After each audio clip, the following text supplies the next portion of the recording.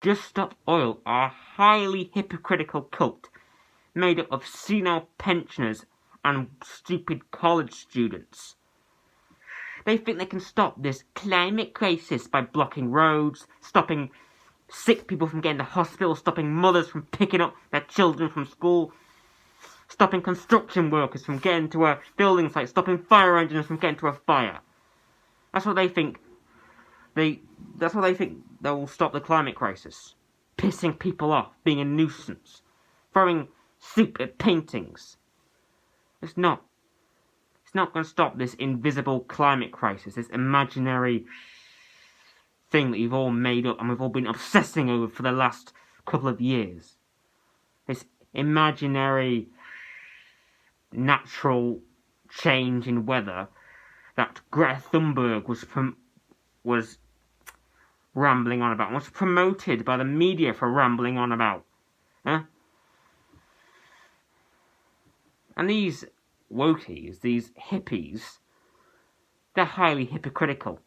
They've been seen wearing barber jackets, wax jackets made with oil. They've been seen shopping at expensive, high-end supermarkets where everything is flown in and imported. These people claim that you and me, the working class, need to reduce our carbon footprints. And they say this, they tweet this on the latest iPhone 15. That is powered by a battery that was mined in a mine by a child slave in Africa, flown over to China, assembled by a slave in a sweatshop, put on a boat, driven over to England, put in a van, driven to an iPhone store where you bought it. So this iPhone, which you use to virtue signal on Twitter, has a higher carbon footprint than us. You complain that we have to reduce our carbon footprint, so we have to alter our lives to stop this imaginary crisis that you've been promoting, that you've been saying we need to stop. How are we supposed to stop weather from changing? Huh? Do you think if we block roads, it'll stop fucking raining? No, because we can't stop it. And you always claim, and you never claim about the countries that if there was a climate crisis would be producing it, would be, fueling it. Because the countries that produce the most emissions are China, are Russia, are Saudi Arabia, are countries that assemble and make the things you use, like your iPhones, your cars, everything. China makes everything we use. It has a higher emissions, and the Chinese government literally don't even acknowledge there's a climate crisis. Because there isn't a climate crisis. The climate always changes. It always has. And that's not due to us. But you say it is, and you're promoted by the mainstream media, so it must be true.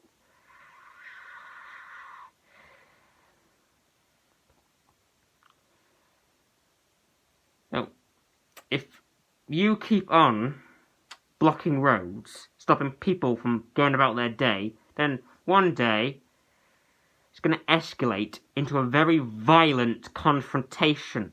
If you try to stop an actual Brexit geezer from getting to his job, he's going to get out of the car and batter you. I'm surprised that hasn't already happened. That's what happened when you piss off the British public, you hypocritical hippies. You latte-drinking idiots. You live in probably the most safest country in the world, and yet you try to cause problems.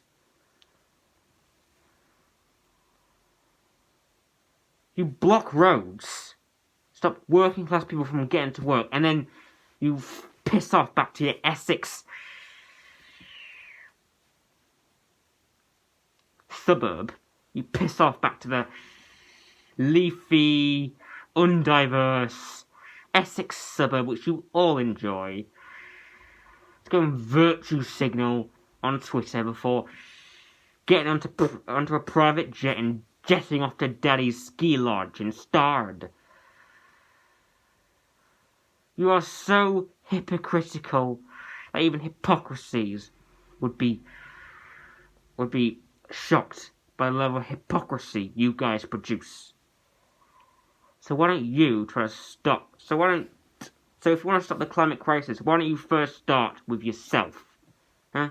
Why don't you first start looking to buy local instead of buying over-expensive coffee flown in from Peru? Why don't you try and drive less in your expensive gas-guzzling Land Rover? Why don't you try and not buy the latest iPhone made through slave labour? Why don't you try and actually reduce your carbon footprint instead of demanding that we change ours?